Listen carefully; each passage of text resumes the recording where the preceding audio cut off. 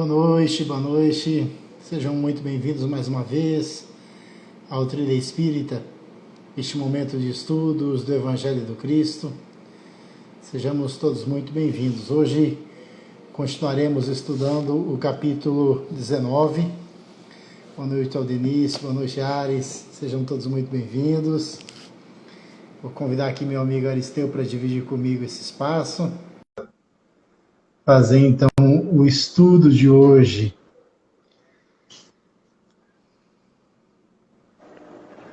Boa noite, Ares. Boa noite, meu amigo. Tudo jóia? Brigando com o meu aplicativo. Nem abrir a câmera do outro lado. Boa noite, irmão Nilson. Boa noite a todos. Tudo bem, boa noite. Que bom estarmos aqui mais um dia, né, para continuarmos o nosso estudo da segunda-feira. Hoje nós daremos sequência e continuação, né, do Evangelho segundo o Espiritismo, no capítulo 19. Perfeito. Hoje estudaremos sobre a parábola da figueira seca. E aí, se der tempo, faremos também as instruções dos Espíritos, a fé mãe da esperança e da caridade, e a fé divina e a fé humana. Perfeito. Bom estarmos aqui mais uma vez. Vamos fazer a nossa prece, né, para começarmos. Vamos fechar os nossos olhos e, se assim quiserem, e vamos mentalizar Jesus junto de nós e agradecer ao Mestre. Obrigado, Senhor, por mais esse dia. Obrigado pela oportunidade de estarmos aqui reunidos em Teu nome, buscando compreender, Senhor, os Seus ensinamentos. E assim queremos humildemente buscar colocá-los em prática em nosso dia a dia. Abençoa-nos, Senhor, hoje e sempre. Que assim seja. Que assim seja. Muito bem. Você pode fazer a leitura para nós, meu irmãozinho? Opa, com certeza. Da parábola da figueira seca? Figueira seca. Perfeito. Então, capítulo 19, item 8, parábola da figueira que secou. Quando saíam de Betânia, ele, Jesus, teve fome. E vendo ao longe uma figueira, para ela encaminhou-se, a fim de ver se acharia alguma coisa. Tendo-se, porém, aproximado, só achou folhas, visto não ser tempo de figos. Então disse Jesus à figueira, que ninguém coma de ti fruto algum. O que seus discípulos ouviram. No dia seguinte, ao passarem pela figueira, viram que secara até a raiz. Pedro, lembrando-se do que Jesus havia dito, disse, Mestre, olha como ficou a figueira que tu amaldiçoaste. Jesus, tomando a palavra, lhes disse, tende fé em Deus. Digo-vos, em verdade, que aquele que disser a esta montanha, tira-te daí e lança-te ao mar, mas sem hesitar no seu coração, crente, ao contrário, firmemente, de que tudo o que houver dito acontecerá, verá que com efeito acontece. Legal, meu irmão. Vamos fazer uma breve reflexão sobre esse texto. Na obra, no livro, tem um livro de estudos do Evangelho, se não me falha a memória, da Federação Espírita Brasileira.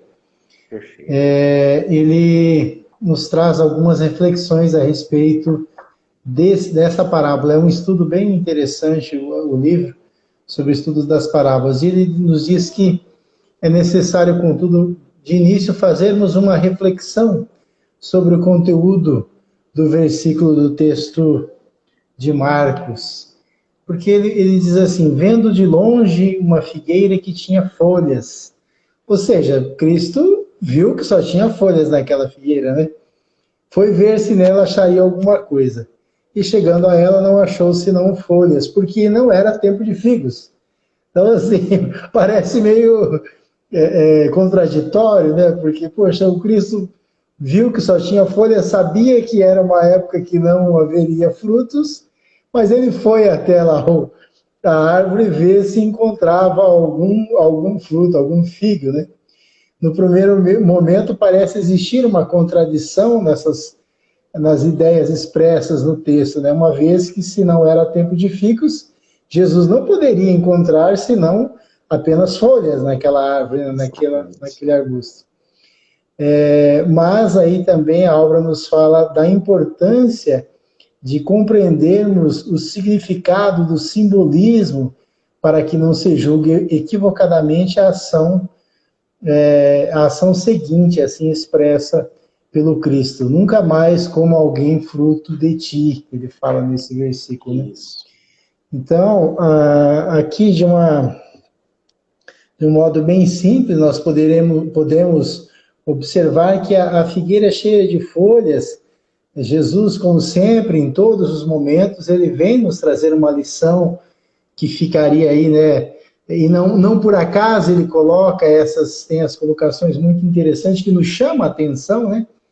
E o Cristo vem, então, nos mostrar que as árvores, especialmente esse caso, a figueira cheia de folhas, ela assemelha-se a muitos de nós, né? A muitos indivíduos que receberam a oportunidade de se transformar para melhor, sabem discernir o falso do verdadeiro e são portadores de razoável conhecimento. Falamos bem, muitas vezes falamos bem, atraímos pessoas, multidões, e em razão das habilidades pessoais que detemos, que possuímos. São, porém, diz o texto, incapazes de praticar o que recomenda, porque não possuem ainda moralidade elevada, nem domínio dos assuntos que ensina. Então, esse exemplo do Cristo nos mostra que a figueira não dava fruto, porque na sua organização celular, nós podíamos assim imaginar, era insuficiente ou deficiente. E Jesus, conhecendo esse mal que aflige muitos de nós, ele quis nos dar um exemplo, né, mostrando através daquela árvore, ele quis dar uma lição aos seus discípulos e posteriormente a nós, não só para que ensinasse-os a terem fé, né, porque no final ele fala lá que se a gente falar, né, para uma montanha transporta de daqui para ali, ou seja, ele está falando da fé, mas também para lhes fazer ver que os homens e instituições infrutíferas, como aquela árvore, sofreriam as mesmas consequências. Pelo lado filosófico, ele realça, realça a parábola, a necessidade indispensável da prática das boas obras, não só pelas instituições, como por cada um de nós. O indivíduo, por mais, e aí a gente fala, voltando à árvore, toda cheia de folhas, né? Então, o indivíduo, por mais bem vestido e mais rico que seja, de alguma forma ele está ali, se ele estiver encaramujado, diz o texto, no seu egoísmo, é semelhante a uma figueira, da qual nos aproximando não vemos mais do que folhas. O que precisamos da árvore são os frutos. Exato. Então isso é o que Jesus quis nos ensinar, né? O que a gente precisa são os frutos. E o que precisamos nós das religiões são as boas obras. A religião do Cristo não é a religião das folhas, mas sim a religião dos frutos. Então essa é um breve resumo da parábola para nos dar uma noção exata do que o Cristo quis dizer. Não é aquele, vou amaldiçoar essa árvore aqui, não. Ali no fundo tem um ensinamento, né, nas entrelinhas, como se diz. E que é isso, nós não podemos somente nos apresentar como árvores frondosas, né? Às vezes até temos uma sombra, mas não produzimos frutos, né? Então essa é a lição principal. Eu acho interessante porque, por exemplo, assim, Jesus vai, como você bem disse, né, até aquela árvore que aparentemente estava pronta para produzir, né? Quando ele chega lá e que não vê os frutos, ele diz que ninguém coma mais nenhum fruto de ti, porque não tinha, né? Então, assim, eu achei interessante a visão de Pedro com relação a isso. Pedro já foi dizendo, já amaldiçoou. Então, eu acho muito interessante isso, porque, assim, como você bem disse, uma árvore, ela tem uma finalidade. né? Que é crescer e dar frutos, dar sombra. Então, como você falou, a necessidade das nossas boas obras é condizente para aquilo que Deus nos criou. Ou seja, Deus não nos fez só para fruir da vida, dos bons prazeres, né? Mas para que a gente possa contribuir também. E é muito dolorido quando alguém diz para a gente, fala, olha, infelizmente, essa semana ninguém precisa esperar mais nada de você não, porque você está incapaz de produzir. Então, antes de ser uma maldição, eu acho que é mais uma constatação, até Sim, que venha uma nova safra e uma nova oportunidade de produzir, né? exato, Ares. E quantos de nós, às vezes, não nos encontramos nessa situação, né? De achar que já fizemos o bastante e, às vezes, sequer estamos produzindo sombra. É verdade. Sigamos, então, meu irmão. Sigamos, amigo. Item número 9. Aí, comentários de Kardec. A figueira que secou é o símbolo das pessoas que apenas aparentam propensão para o bem, mas que em realidade nada produzem de bom. Dos oradores, como você falou, que têm mais brilho do que solidez. Suas palavras trazem o verniz superficial, de modo que agradam aos ouvidos, sem, no entanto, revelarem, quando perscrutadas, algo de substancial para os corações. Depois de proferidas, é de perguntar-se que proveito tiraram delas os que as escutaram. Simboliza também todos aqueles que, tendo meios de ser úteis, não o são. Todas as utopias, todos os sistemas vazios, todas as doutrinas sem base sólida. O que falta, na maioria das vezes, é a verdadeira fé, a fé produtiva, a fé que abala as fibras do coração. Numa palavra, a fé que transporta montanhas. São árvores cobertas de folhas, mas carentes de frutos. É por isso que Jesus as condena à esterilidade, porque dia virá em que se acharão secas até a raiz. Significa dizer que todos os sistemas, todas as doutrinas que não houverem produzido nenhum bem para a humanidade, cairão reduzidas a nada, que todos os homens deliberadamente inúteis, por não terem posto em ação os recursos que traziam consigo, serão tratados como a figueira que secou. Exatamente. Muito claro, né? Fica muito claro para nós que realmente o que nos falta, como eu disse ali um pouquinho anterior, um pouquinho antes no texto, o que nos falta é a fé, né? Às vezes nós até temos vontade de fazer, mas não acreditamos que somos capazes. E aí vamos deixando o tempo passar, e aí, quem sabe um dia nos veremos como uma figueira seca, porque o tempo está passando, né? Como diz a música, o tempo não espera ninguém. Então a gente Exatamente. está aí, nós estamos no caminho, né? Nós precisamos trabalhar. Ontem a gente estava vendo uma live aqui do Bacelli, ele falando sobre mediunidade e tal, e aí ele falou que certo dia no centro lá em Uberaba, ele estava lá atendendo, e aí chegou uma pessoa e perguntou para ele, falou, aqui tem trabalho espiritual, desobsessão? E ele falou, tem. Aí o cara falou assim, quando? Ele falou, agora, Ótimo. hoje. Aí o cara falou, sério, agora? Ele falou, é. Aí ele falou, tá vendo ali aquelas pessoas fazendo a sopa ali, ó? Ali é o Uhum. trabalho, pode chegar lá e ajudar a mexer o caldeirão, que aí você já vai começar o tratamento. E aí a pessoa Exatamente. ficou numa decepção, porque a pessoa certamente queria que a levasse para uma sala, para fazer tudo. E, na verdade, às vezes é isso que falta, né? Mesmo quando estamos enfrentando um problema aí de ordem, e aí ele até fala assim, a obsessão também é um tipo de mediunidade. Que aí Exatamente. ele fala assim, quando é uma comunicação que não está prejudicando, aí é mediunidade. Mas quando o cara está num processo obsessivo, não, aí Aí é outro problema, não é, Virgínia? Então, assim, nós desperdiçamos as oportunidades, né? E aí, às vezes, a gente quer, ou estamos esperando que nós estejamos plenamente equilibrados, Exato. sabedores, conhecedores de toda a doutrina, e sabemos que isso é impossível nós conseguirmos tudo nesta encarnação.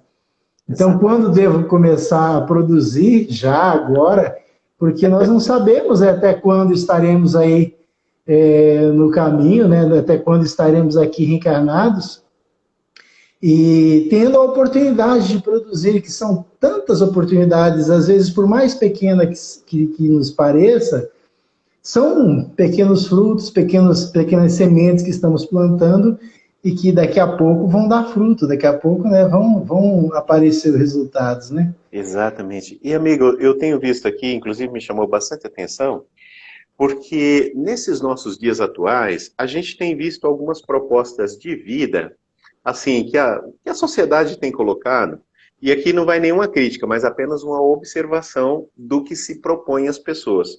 Por exemplo, assim, há uma vida inconsequente, há um prazer desmedido, as pessoas vão se atirando em qualquer proposta que represente menos compromisso consigo mesmo e para com o próximo. Então, muitas das vezes, a pessoa, em nome de um prazer assim muito fugidio, abandona a família, trabalho, abandona a si próprio, né?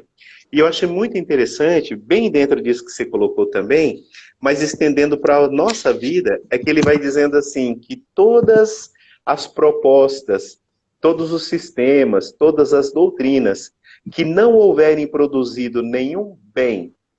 Eu achei interessante essa palavra nenhum bem, porque todas as propostas, todas as doutrinas trazem resultado, mas não basta qualquer resultado, é por isso que eu aliei ao que você disse.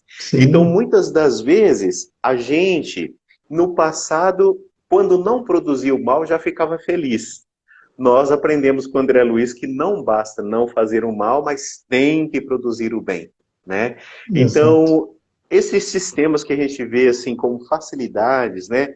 Ah, começou um trabalho, tá em família, começou a família, tá difícil, larga todo mundo e retoma depois. Então nós vamos vendo que nos pesam todas as vezes que a gente abandona os nossos compromissos, como essa figueira, que se ela pensar, um dia ela vai arrepender da safra que ela não produziu, né? Exatamente, meu irmão, exatamente. Eu estava me lembrando aqui hoje de manhã, até compartilhei, a gente também, o Evangelho por Emmanuel, né, com o Saulo hoje de manhã. E ele, eu achei muito interessante quando ele fala, né, que o que nós andamos pedindo, o que estamos pedindo para Deus, vai nos servir para a eternidade? É algo que vai nos engrandecer? Ou estamos pedindo, de repente, aí para ter uma condição financeira melhor? E às vezes a gente justifica, se eu tivesse uma condição melhor, eu ajudaria mais pessoas. Não, a gente pode ajudar somando, né, o nosso pouco com um pouco de outro. E muitas das vezes conseguimos ajudar apenas com a nossa presença, com a nossa, Exato. nos doando, né, o nosso tempo. Enfim, outro dia eu falei para a Helena, falei, filha, tá vendo? Falei, às vezes um pequeno gesto, uma pequena conversa, um pequeno diálogo, a pessoa já fala, poxa, valeu muito, né? Então, é por aí. Os frutos a gente tem condições de produzi-los diariamente. Às Exato. vezes não conseguimos em grande escala, vamos dizer assim, mas é interessante que a gente possa, dia após dia, produzir pelo menos um que seja, né, Alisson? Amigo, como eu morei em fazenda, eu vou usar um termo aqui que só quem é lá da roça conhece, né? Às vezes dá uns frutão, mas tão insosso, né? Não tem gosto de nada. Verdade. Sigamos então, meu irmão. Sigamos. Item 10. Os médiums são os intérpretes dos espíritos. Suprem nestes últimos, os espíritos, a falta de órgãos materiais pelos quais transmitem suas instruções. É por isso que são dotados de faculdades para esse efeito. Nestes tempos de renovação social, olha aí Kardec falando para a gente agora, né? Nestes tempos de renovação social, eles têm uma missão especialíssima. São árvores que devem fornecer alimento espiritual a seus irmãos. Multiplicam-se em número para que o alimento seja abundante. Existem em toda parte, em todos os países, em todas as classes da sociedade, entre os ricos e os pobres, entre os grandes e os pequenos, a fim de que não haja deserdados em nenhum ponto, e a fim de provar aos homens que todos são chamados. Se, porém, eles desviam do objetivo providencial, a preciosa faculdade que lhes foi concedida, a mediunidade, né?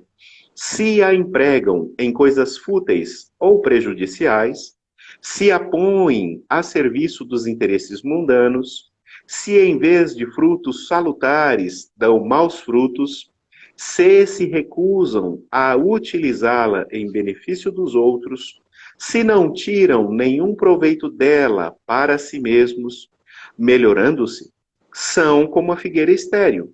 Deus lhes retirará um dom que se tornou inútil em suas mãos, a semente que não sabem fazer frutificar, deixando que se tornem vítimas dos espíritos maus, como você falou da obsessão agora há pouquinho. Exato, exato. Então, observemos, né, Aristeu, e todos que estão aí dividindo esse espaço conosco, observemos que são inúmeras as oportunidades de produzirmos bons frutos, né? E um dos exemplos aqui é a mediunidade. E ontem, voltando um pouquinho ainda a falar do Bacelli, ele falou sobre mediunidade, ele dizia assim que tem pessoas que elas se negam a trabalhar, a desenvolver a mediunidade, porque ele fala assim que realmente todos nós somos médios. As pessoas falam assim, não, eu não tenho mediunidade. De vez em quando eu escuto uma voz, eu vejo, então você é médio, não tem essa conversa. Não adianta querer correr, né? Não tem. Mas aí ele fala assim que é tão sério essa situação em que a pessoa às vezes está deixando passar uma oportunidade, que a mediunidade nada mais é do que uma oportunidade bendita, né, colocada às mãos de cada um de nós para que a gente assim trabalhe, e dê bons frutos, né, como o próprio Evangelho diz. E aí Bacelli fala assim, que a pessoa, ela prefere, às vezes, acostumar-se a conviver com os obsessores do que trabalhar na mediunidade. Então é muito sério, né? E aí ele fala que tem muitas pessoas que vivem nas casas espíritas, né, buscando tratamento, e aí você fala, bom, você tem mediunidade, venha, mas eu não quero, não quero desenvolver. Mas, poxa, você que pediu, né? Falta, então, esclarecimento. Venha trabalhar, venha ajudar na sopa, venha ajudar a servir uma água, né, para as pessoas que estão ali na palestra. Mas aí ele fala, mas aí a pessoa, ela prefere, ela aprende a conviver com os obsessores para que ela não trabalhe. E aí, o que é? É uma árvore que não produz frutos, né? Exatamente, mais uma vez, amigo. voltamos ao começo do nosso estudo.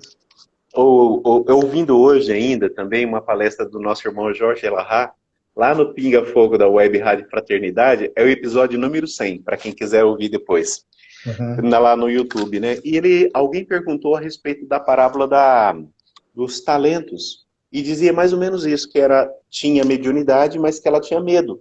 Então, na verdade, se isso era prejudicial a ela. E a gente notou que na pergunta, muito amorosamente respondida pelo Elahá, a pessoa estava dizendo assim, se aquilo ia servir para colocar ela num mau local depois da desencarnação, né? Mais com medo do que propriamente a consciência do dever a cumprir. E aí o Elahá disse assim, na parábola dos talentos, a gente vai lembrar que um recebeu 5, o outro 2 e o outro 1.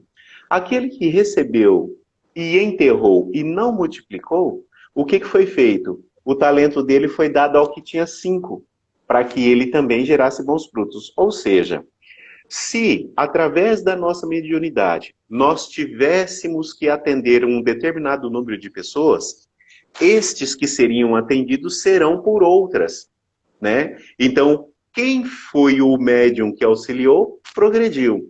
Aquele que teve o mérito de receber o atendimento e melhorou-se, progrediu. Quem não melhorou foi somente a pessoa que deixou, né? Perdeu a oportunidade de trabalhar para, inclusive, saber, né, meu amigo? Todas as vezes que a gente vê alguém em sofrimento, é como que se dissesse para nós assim, ó, não faça você também, porque, na verdade, pode te ocorrer a mesma coisa. Porque muitas Exato. das vezes a gente pensa que a dificuldade acontece só na casa do nosso vizinho, né? Exatamente, Alex. A, a Elma comentou aqui, a falta do entendimento, né, de entendimento do que é mediunidade, traz medo e aí não quer desenvolver. Exato. E Perfeito. de uma maneira geral também, as pessoas não querem estudar, né? Quando Exatamente. a gente observa aí inúmeras casas, começa um grupo de estudo, inicia lá com 10, 12 pessoas, daqui a pouco tem 4, né?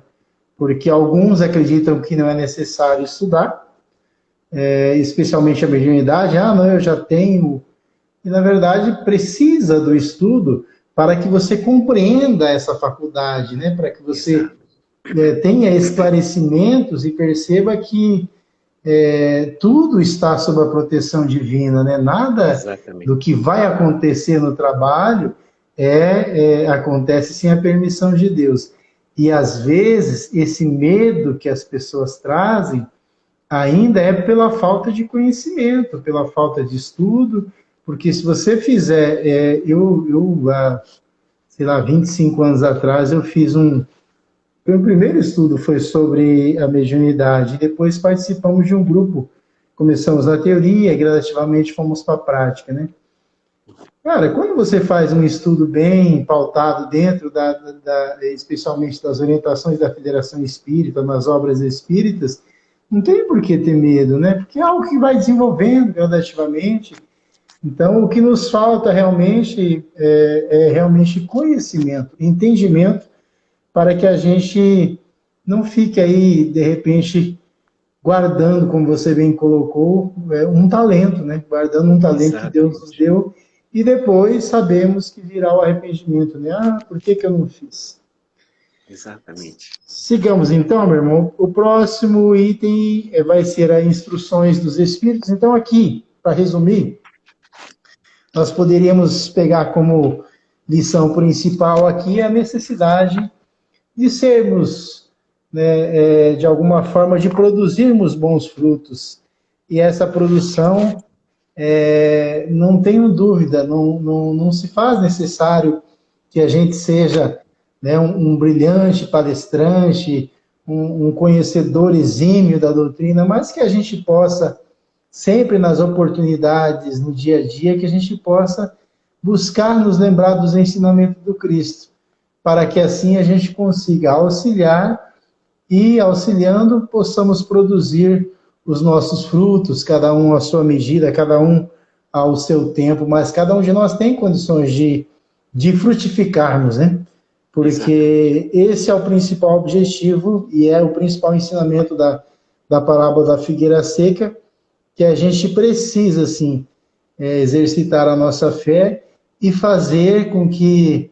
Essa semana eu ouvi que quando Jesus, acho que até da Elaine, numa mensagem de manhã no Trilha de Luz, quando ela disse que quando Jesus fala que brilha a vossa luz, né, que não é porque é para a gente sair por aí para ser admirado, olha como ele é, mas que nós sejamos luzes na vida dos outros, né, que a gente possa clarear o caminho dos outros.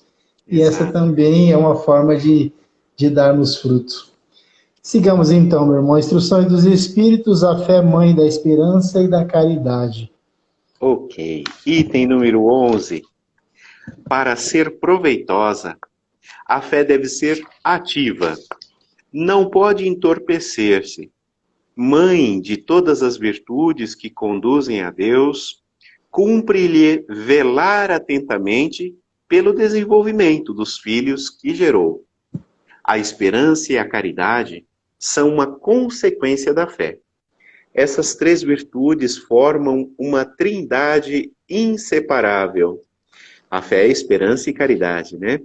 Não é a fé que faculta a esperança na realização das promessas do Senhor? Se não tiverdes fé, que esperareis? Não é a fé que dá o amor? Se não tendes fé, qual será o vosso reconhecimento e, portanto, o vosso amor? A fé, divina inspiração de Deus, desperta todos os instintos nobres que conduzem o homem ao bem. É a base da regeneração. Olha só, estamos mudando de fase do mundo de provas e expiações, né? Então, teremos que ser homens de fé obrigatoriamente. É preciso, portanto, que essa base seja forte e durável, porque se a mais ligeira dúvida vier abalá-la, que será do edifício que sobre ela construirdes? Levantai, pois, esse edifício sobre alicerces inamovíveis. Que a vossa fé seja mais forte do que os sofismas e as zombarias dos incrédulos, visto que a fé que não afronta o ridículo dos homens não é fé verdadeira. Quer comentar uma coisa, amigo? Para não ficar muito longo? Vamos comentar um pouquinho aqui. Então, a gente percebe aqui, nesses 3 primeiros parágrafos que o Aristeu fez a leitura, nós podemos perceber que a esperança e a caridade, elas estão associadas à fé, né? Porque a esperança, ela só reside num coração que crê e confia nas promessas do Cristo. E a caridade só é praticada por aquele dotado de verdadeiro sentimento de amor ao próximo, cujo amor obrigatoriamente se sustenta na fé. Nós comentamos há um tempo atrás aqui, né, Aris, quando falávamos sobre a caridade, que eu lembro que você ainda disse, se não tivermos amor, se não fizermos com amor, a gente vai fazer doação e não caridade, né? Então, exato. Eu me lembro que você falou bem isso e ficou gravado em mim que às vezes você pode encher um caminhão de cesta básica e distribuir. E se você não tiver amor naquilo que você está fazendo, se você não fizer por amor ao próximo, você estará fazendo apenas doações e não vai, como eu disse, e outra, se você estiver fazendo, buscando, né, já esperando algo em troca, já recebeu tudo que você, de repente, poderia pensar em ter. Então, a esperança e a caridade são corolários da fé e formam com esta uma trindade inseparável, como nos colocou aqui o texto. Aí a gente poderia também nos perguntar, mas, tá bom, Jesus falou que eu tenho que exercitar a minha fé, eu preciso acreditar, mas aí, não basta ter fé, eu também tenho que fazer as coisas, eu preciso ter... a fé, ela necessita de obras, né? Necessariamente é preciso que façamos. Por que Jesus nos pede, né, que estejamos sempre fazendo? E aí eu me lembro de novo daquela música que eu falei, né, acho que é do Coronel Lobo, que fala que não basta ter fé sem trabalho, né, não basta trabalho sem fé. Não basta só ler o Evangelho, vivência é preciso. Vivência. É verdade, amigo. Então, assim, olha só que interessante. Por que a fé necessita de obras, né? Será que não nos bastava apenas crer?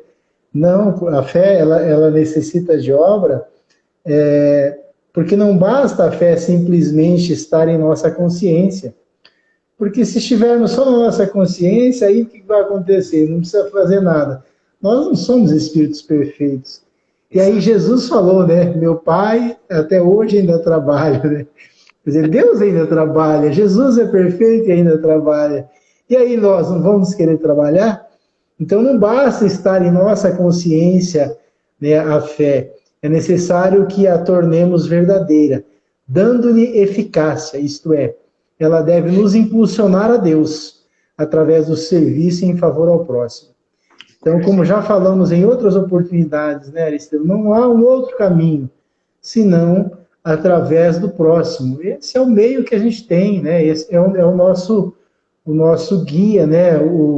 Para onde devemos seguir. É através do próximo que a gente vai conseguir nos melhorando. E aí, Joana de Ângeles, naquela obra Estudos Espíritas, ela diz: para ser proveitosa, a fé tem que ser ativa, não deve entorpecer-se. A fé que não produz é semelhante à lâmpada aparatosa que não esparze claridade.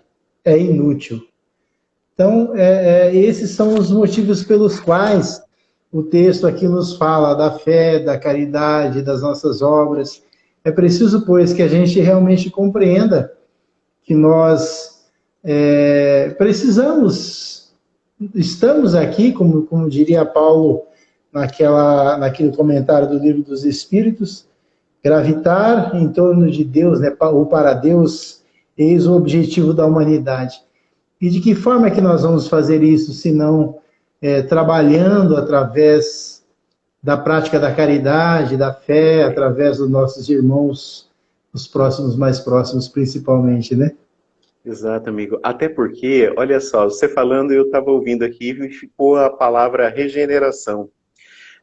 Nós percebemos que somos devedores para com a lei divina, né? Então, por isso que reencarnamos, para que a gente possa, primeiro, ter noção de que o mal não dá bons resultados, e uma vez que a gente sabe que isso não é uma boa escolha, então parte para um arrependimento que leva à reparação, ou seja, é necessário restituir aquilo que a gente tirou indevidamente.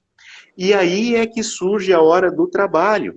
Então, a fé, ela é resultado deste incômodo que se criou dentro de nós, porque a gente passa a olhar o nosso irmão verdadeiramente como irmão. Então, se não me é bom dormir com fome ou com sede, com certeza também não é para o meu irmão. E aí, se eu puder diminuir isso, não por interesse, mas por amor ao próximo, nós vamos nos aproximando do mundo de regeneração, onde o bem passa a ser maior do que o mal. Então, eu achei muito interessante que ela falou aqui no início que a fé, ela é base da regeneração, né? Então, Exato. é necessário a gente ter essa consciência, meu amigo, que a gente colhe o que já plantou. Exato, Ares, porque também a nossa regeneração depende do grau de confiança que temos em Deus e no Perfeito, futuro, né? Porque se perfeito. nós não tivermos confiança em Deus e no futuro, aí a gente vai cair naquela ilusão de que temos um espírito, né? Exatamente. E na verdade somos um Nós somos. espírito. Não Perfeito, temos um amigo. espírito, somos um espírito. Somos. Então, quando temos fé em Deus e no futuro, nós conseguimos compreender que somos um espírito que temos um corpo. Ponto. Não ao Exatamente. contrário. Tudo que for o contrário não vale a pena. E a fé nos propicia essa confiança. Porque quando eu acredito em Deus, quando eu sei que o meu futuro vai ser melhor, porque apesar das minhas dificuldades, eu estou me esforçando, eu estou buscando o caminho do bem, eu estou buscando ser útil para o meu próximo, eu estou buscando exemplificar e vivenciar os ensinamentos do Cristo, isso me dá uma sensação, embora saibamos de nossa pequenez, mas nos dá uma sensação de confiança, de que vale a pena persistir, né, naquele caminho e falar, não, mas um dia eu chegarei, né, num ponto melhor, eu estarei melhor, eu compreenderei melhor, enfim. Então a fé nos dá ânimo, confiança em Deus e a certeza de que venceremos por estarmos buscando nos ajudar frente às leis divinas, nos ajustar frente às leis divinas. Então, isso Perfeito, aqui, amigo. a regeneração realmente é isso aí. Então, e para finalizarmos sobre esses 3 parágrafos, eu gostaria de dizer também que, embora seja uma inspiração divina a nossa fé, muitas pessoas não a têm. Né? Muitas pessoas não têm realmente fé ou não conseguem realmente vivenciar a sua fé. Por que será que isso acontece? Porque, embora seja dado a todos possuí-la, a fé se adquire e se desenvolve através do empenho de cada um. Falamos outro dia, né? Ninguém Isso. pode chegar e colocar a fé dentro do outro. É algo que temos dentro de nós, a nossa consciência, e que cabe a cada um de nós trabalharmos por melhorarmos, né, e fazer com que a nossa fé ela se aumente de forma tal, se fortaleça, né, para que a gente possa, dia após dia, adquirindo uma fé raciocinada. Então, esse empenho muitas vezes é frustrado pelo descaso e pelo orgulho. Já falamos também, né, no capítulo passado, na segunda passada, de algumas pessoas que têm dificuldade de aceitar que, principalmente pelo orgulho, de que tem algo superior ao qual ele tem que dobrar-se, enfim. Então a fé desperta todos os instintos nobres que encaminham o homem para o bem. Preciso é, pois, que essa base seja forte e durável, né? Já vimos, como vimos na segunda passada. Seja mais forte a vossa fé do que os sofismas e a zombaria dos indivíduos, como você leu ali no finalzinho do terceiro parágrafo. Então é isso, meus irmãos. A fé está à disposição de cada um de nós. Depende de nós, então, trabalharmos pelo seu fortalecimento. Sigamos, então, meu irmão, os dois últimos parágrafos desse capítulo. Perfeito. Ele vai falar as características da fé. A fé sincera é empolgante e contagiosa. Comunica-se aos que não a tinham, ou mesmo não desejariam tê-la. Encontra palavras persuasivas que vão à alma, ao passo que a fé aparente usa de palavras sonoras que deixam frio e indiferente quem as escuta. Pregai pelo exemplo da vossa fé, para que penetrem nos homens. Pregai pelo exemplo das vossas obras, para lhes demonstrardes o merecimento da fé. Pregai pela vossa esperança inabalável, a fim de lhes permitirdes ver a confiança que fortifica e põe a criatura em condições de enfrentar todas as vicissitudes da vida. Tende, pois, a fé em tudo o que ela contém de belo e de bom, em sua pureza e em sua racionalidade. Não admitais a fé sem comprovação, filha cega da cegueira. Amai a Deus, mas sabendo por que o amais. Crede nas suas promessas, mas sabendo por que acreditais nelas. Segui os nossos conselhos, mas compenetrados do fim que vos apontamos e dos meios que vos trazemos para o atingirdes. Crede e esperai sem desfalecimento. Os milagres são obras da fé.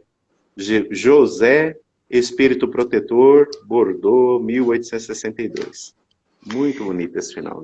Legal. Aqui, embora nós acabei de falar que a gente não tem como fazer com que o outro tenha fé sem que ele assim não o queira, né? Então nós podemos perceber que, de certo modo, a gente pode sim, como disse o texto, influenciar as outras pessoas a terem fé, pelo nosso exemplo, né? Por aquilo que façamos no nosso dia a dia. Mas é certo também que depende muito dessa outra pessoa, do outro querer, porque de nada adianta nós falarmos, olha, você precisa ter fé em Deus, você precisa acreditar em Jesus, você precisa... Se a pessoa não está no seu momento. Então, a nossa fé sincera, ela é empolgante e contagiante, né? Comunica-se aos que não a tinham, ou mesmo não desejariam tê-la. A fé aparente apenas usa palavras sonoras que deixam frio e indiferente quem as escuta. Então, quando nós temos uma fé contagiosa e empolgante, a gente consegue influenciar as outras pessoas, né? E às vezes, como já falamos, tem situações em que nós sequer imaginamos, mas sempre tem alguém nos observando. E às vezes a pessoa fala, poxa, mas eu vou ser igual ao Aristeu, porque eu estou vendo, né, que ele é um cara que está ali lutando, tentando fazer a coisa certa. Então, quando nós, através do exemplo, conseguimos influenciar, ótimo. Agora, não adianta nada eu chegar para o meu vizinho, para quem quer que seja, e falar, olha, você precisa fazer isso, você precisa fazer aquilo. Depende do outro, como falamos anteriormente, é algo que está dentro de nós, na nossa consciência. Então, depende de cada um de nós fazermos com que ela se fortaleça dentro de nós. Verdade. Amigo, eu estava lembrando aqui que eu tive a oportunidade de, inclusive viajando com o grupo de canto, a Voz do Cruzado Pantaneiro, justamente Coronel Lobo, nós visitamos Araçatuba e vimos o hospital construído por Benedita Fernandes. Aí que eu vim conhecer um pouco da história dessa mulher, que grande médium, era tido como louca, moradora de rua, e numa determinada oportunidade ela chega em Araçatuba, é acolhida assim nos cantos mais miseráveis da cidade e que começa a acolher outras pessoas em sofrimento como ela, praticamente levando para morar debaixo de uma árvore, praticamente, né? E que deixou feito um hospital. Achei interessante a última frase aqui do Espírito José, né? Que quando ele diz assim, crede e esperai sem desfalecimento, os milagres são obras da fé. Obviamente, naquele sentido mais amplo, de considerar milagre aquilo que a gente sabe que é fruto do trabalho, mas cujo resultado está muito além da nossa força, da nossa capacidade. Então, praticamente aqui é quando a gente vê, assim, 75 anos de trabalho na mediunidade do nosso irmão Chico Xavier, mais de 70 anos do Divaldo trabalhando e né, mostrando o seu amor ao próximo, e tantas outras pessoas que a gente já admira e quer estar próxima, porque a pessoa parece que tem um perfume mais agradável, né? Então, aqui nesse sentido de que realmente as obras do bem atraem para perto de si, aí eu vou voltar lá na sopa do Bacelli, né? Então, quando você está com a colher de pau bem grande, né, naquele calorão fazendo sopa, garanto que às vezes o calor é grande, mas a alegria é muito maior. Então, somente aquele que teve a oportunidade de experimentar, né, de fazer essa experiência, é que realmente... E não estou batendo papo, não. Eu estou dizendo que a gente sai contagiado. Então, só de estar Sim, junto de pessoas sim, boas, né, a gente exato. quer estar nessa vibração. E aí a gente começa a ser um vagalumezinho, né, nessa escuridão que às vezes abate sobre o mundo de tanto desalento, de tanto desespero, né? Então, isso Exato. é fundamental. Trabalhar a fé na gurizada. Exato. E aí, Neres, aproveitando que você está falando aí, a gente poderia dizer assim que a mudança da nossa fé, quando nós a mudamos para melhor, quando nós buscamos esses exemplos, como você disse, que nos encorajam, a gente consegue desenvolver um otimismo sadio, conseguimos desenvolver vontade de viver, esperança firme, valorização do sentimento de amor ao próximo, melhor utilização do tempo em face da consciência do progresso que temos a alcançar. Então, quando nós fortalecemos a nossa fé, tudo vai se melhorando, né? Então, como disse ali o texto, tende, pois, a fé com que ela contém de belo e de bom, com a sua pureza, com a sua racionalidade. Aí, então, chegamos à fé raciocinada. Por que que a fé deve ser raciocinada? A gente ouve muito isso no Espiritismo, né? A fé raciocinada e tal. Porque a fé, ela necessita de uma base. Não basta a gente falar, ah, eu creio em Deus, mas e aí? Por que que você crê, né? Qual o motivo da sua crença? Então, a fé, ela necessita de uma base, que é a inteligência perfeita daquilo em que se deve crer. Ou seja, eu preciso compreender quais são as obras do Cristo, o que o Cristo fez, por quê? Não porque alguém me falou, mas eu preciso procurar entender. E para crer não basta ver, é preciso, sobretudo, compreender. Isso está lá no item 7, né, do capítulo 19 do Evangelho segundo o Espiritismo. Sem base na razão, dificilmente a fé resiste às dúvidas que surgem de um coração visitado pelas provas rudes. Então, olha só, nós precisamos fortalecer, sim, a nossa fé. Fortalecendo a fé, a gente consegue mudar, primeiro a nós mesmos e depois mudarmos o mundo. Amigo, você me faz lembrar de muitos exemplos, inclusive do nosso próprio Chico Xavier, quando as pessoas o visitavam e ele às vezes tão doente, né, que tinha tido infartos, que tinha tido cirurgias de próstata, tanto sofrimento, a dor no olho e tudo, e ele feliz, ele alegre, embora o corpinho, né, até a gente vai lembrar no filme, tem uma parte que eu acho muito bonitinho, muito engraçado, que aquela pessoa que ajuda ele ali, né, trabalha na casa, escuta de repente ele levantando no quarto e tá, ai, tudo dói, né? Aí a pessoa, tá doendo, seu Chico? Ele, não é dica de nada. Então, nessa brincadeira que eu faço aqui, é só para a gente lembrar da importância disso que você falou, Nilson, que quando a gente tem fé, a gente espera que vai conquistar. Mas se não vier da maneira que a gente espera, nós vamos saber que tem um Pai cuidando de nós e que assim vai ser melhor. Porque o que é que acontece? Todas as vezes que a gente espera algo e não acontece, a gente fica logo emburradinho, eu vou usar essa expressão, fica fazendo birra para com a vida, achando que o mundo deve parar porque a gente está a fim de descer. E não é assim. A gente faz parte de um contexto. Essa fé raciocinada que você fez alusão agora há pouco é justamente para nos dar calma, paciência e perseverança. Por isso, a tríade fé, esperança e caridade. Muitas das vezes, quando a gente está fazendo caridade, a gente vai sair de casa, vai chegar na casa do vizinho e vai dizer, olha, e eu achei que a minha vida era difícil. Só isso, meu amigo, já nos basta como um bálsamo, né? Então a gente sai daquele nosso mundinho fechadinho, nas nossas dificuldades, nos nossos problemas, para começar a ser grato com tudo o que Deus nos tem dado. E às vezes o que Ele está dando é exatamente a oportunidade da gente ter mais resiliência, resignação e fortaleza. Exatamente, meu irmão. Vamos começar aqui o item 12. Se der tempo a gente finaliza, senão deixamos para a próxima. Claro. A fé divina e a fé humana, né? Exatamente. Item 12. No homem, a fé é o sentimento inato dos seus destinos futuros. É a consciência que ele tem das faculdades imensas depositadas em germe no seu íntimo, a princípio em estado latente, e que lhe cumpre fazer que desabrochem e cresçam pela ação da sua vontade.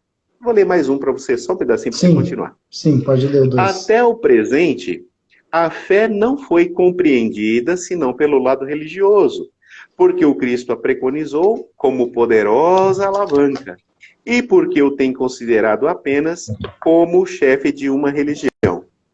Entretanto, o Cristo operou milagres materiais, mostrou por esses milagres mesmos o que pode o homem quando tem fé, isto é, a vontade de querer e a certeza que essa vontade pode obter satisfação. A exemplo de Jesus, os apóstolos também não operaram milagres?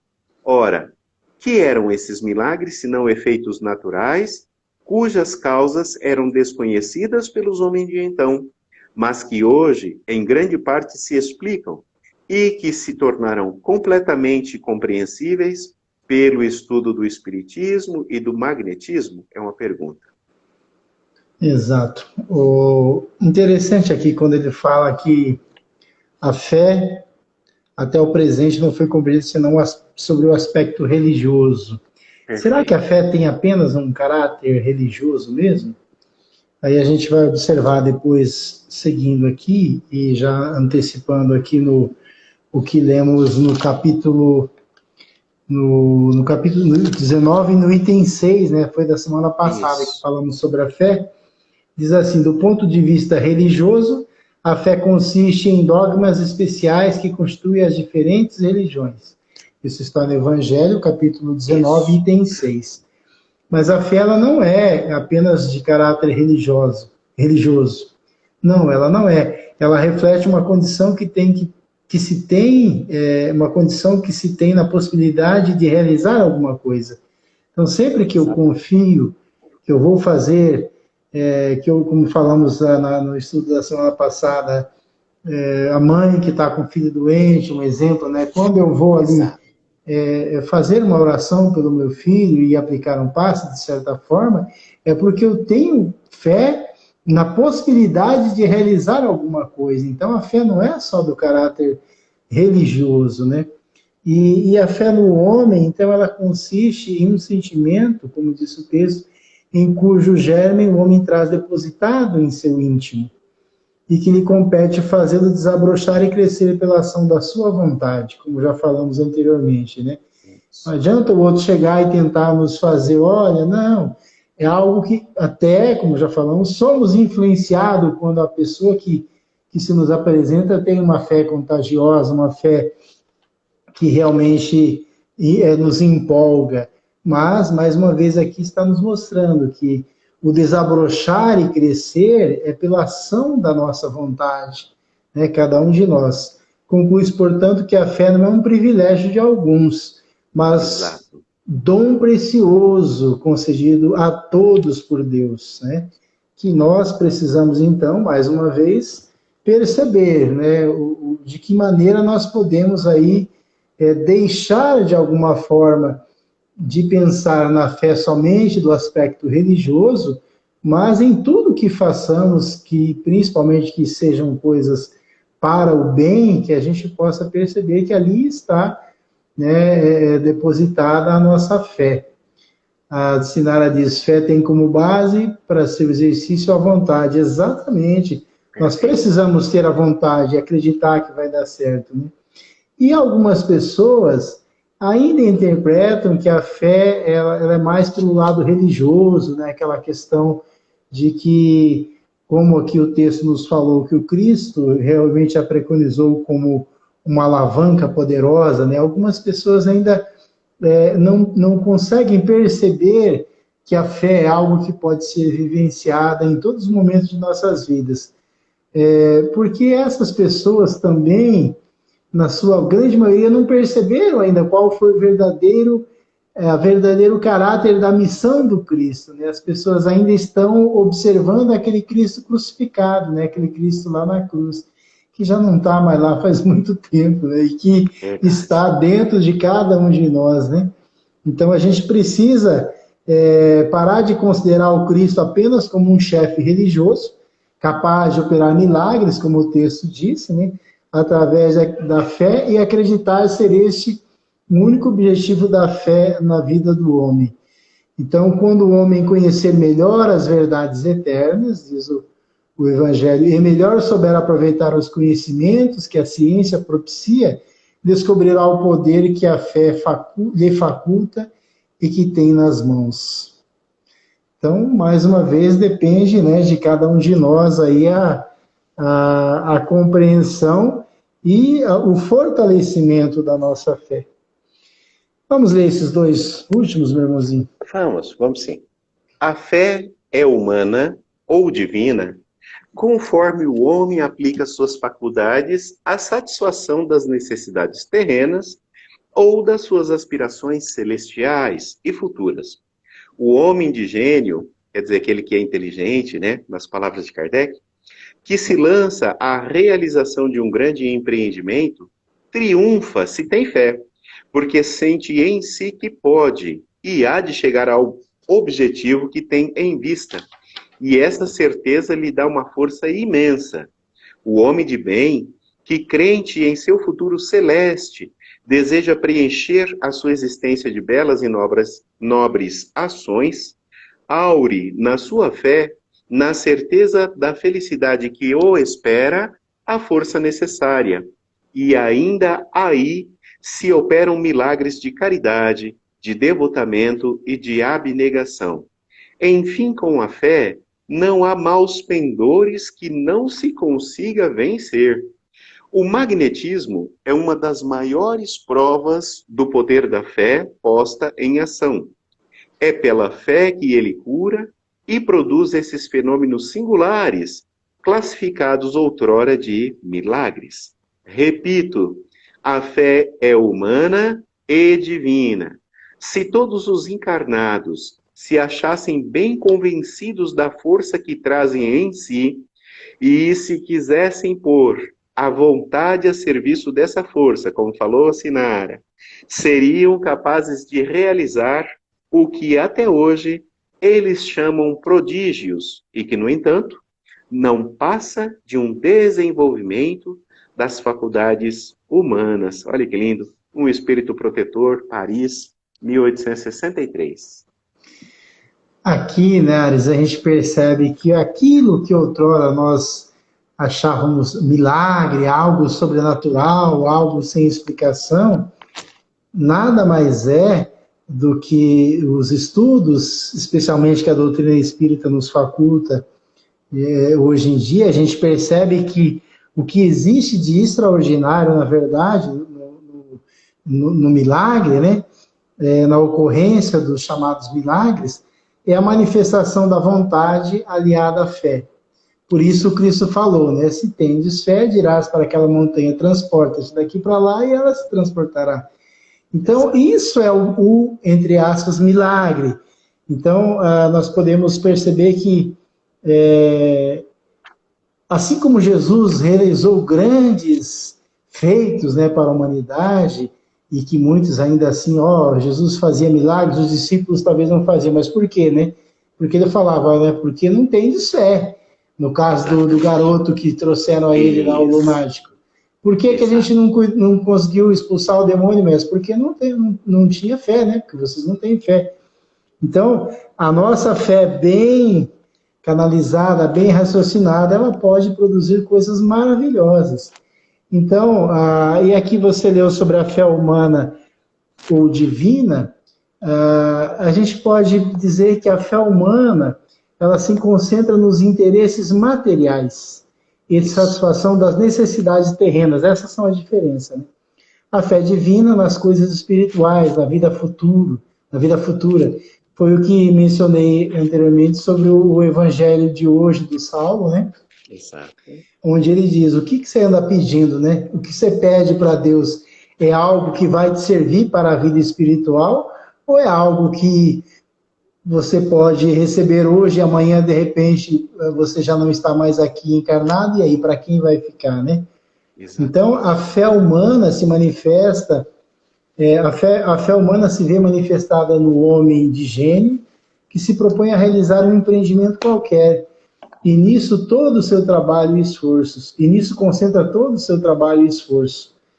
A divina, vemos-la demonstrada no homem de bem que enche de belas e nobres ações a sua existência. Olha que diferença, né?